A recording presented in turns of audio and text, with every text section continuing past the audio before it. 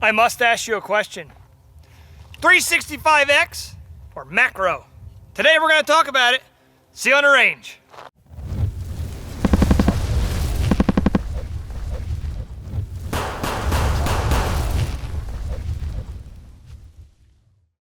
All right, so we are not going to dual wield SIGs again. If you saw that video, that one hurt really bad, and I'm still recovering. All right, so we're going to go over these two guns. These are probably the two most popular SIGs out there. You got the macro and you got the 365X. They're pretty much an exact copy of each other except for the muzzle device on here, or I guess you can call it a slide device, some kind of compensator if you would. I don't know if it's really a compensator because it's not, I guess it's kind of a compensator, but it's not, the barrel's not ported. So the barrel is short and the slide is longer, giving you that kind of muzzle brake kind of thing. Yeah, that makes sense. It made sense in my head. All right, so hold this for me and we're gonna go over this one first. This is a 365X, long slide, long handle, not a bad little, I'm sorry, short slide, long handle, not a bad little gun. If you saw the review on the red dot I have in here, I beat the crap out of this thing and this gun went with it, okay? I will say after we submerged this gun for a little while and the red dot, we did have two light primer strikes. The wind just blew that over. We did have two light primer strikes, and that's the gun's fault. I'm guessing the water got jammed up inside the striker, causing too much resistance and not hitting the primer hard enough, okay? But that's besides the point. We're just gonna compare these two today, and we're gonna shoot them, compare them, and I'll tell you what I like and what I don't like about either one of them. All right, first one, macro. I got this gun on a sweet deal from somebody. Who traded me. I traded my Glock 42 and some cash for this gun here. All right, it's a pretty good deal. But he got hooked up with some cash and he likes his gun. All right. I've never shot a macro, so the first time I did shoot this, I will say that this little port in the slide, it does help out with some recoil. So if you're a recoil sensitive person, definitely look into this. The downside too is it's a lot bigger overall than the actual X, okay?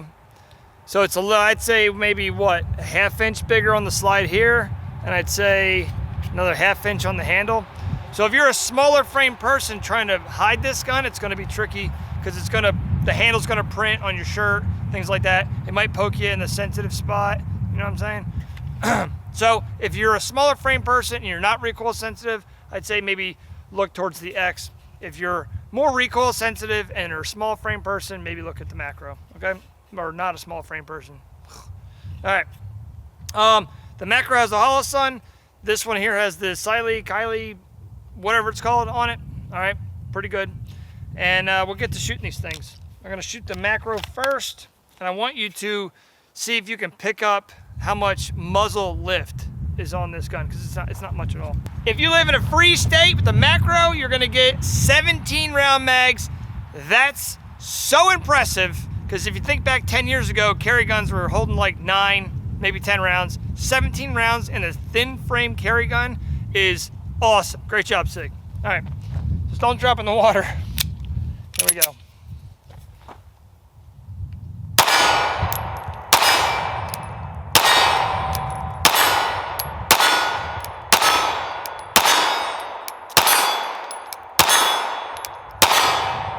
All right. The recoil is very, very like low with this gun. I don't know what it is about that little muzzle brake or how that works, but it really does keep the muzzle down. So again, your repeat shots, like your follow-up shots are gonna be, you're gonna be on target faster with this gun, okay? All right, now let's shoot the 365X. The one bad side is they don't take each other's magazines. Obviously, it's got a shorter handle. Here we go.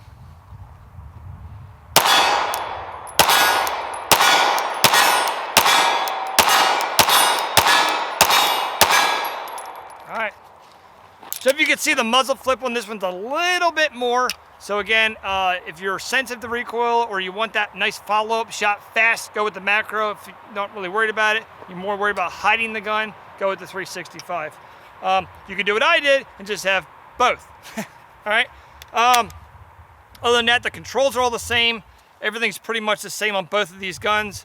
I will say this one shoots a lot smoother than this one. So keep that in mind for anything. If they had like a competition series for carry guns, this would be the go-to.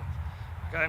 Other than that, I mean, they're both pretty much the same. What you got from the crowd? Yes, sir. The rail is different. It's the more universal rail. Oh shoot! Look at that. It's got the back straps.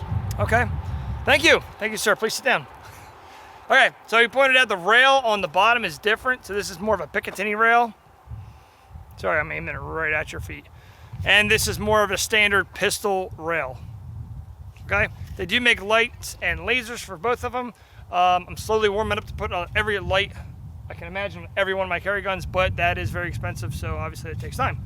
Other than that, they both have flat face triggers. Yep, the resets are pretty much the same on both these guns.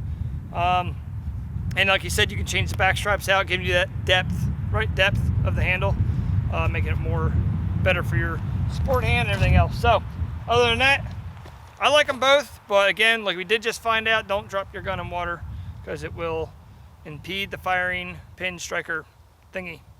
All right, so other than that, thanks for coming out. Like, comment, subscribe, and I'll see you on the range.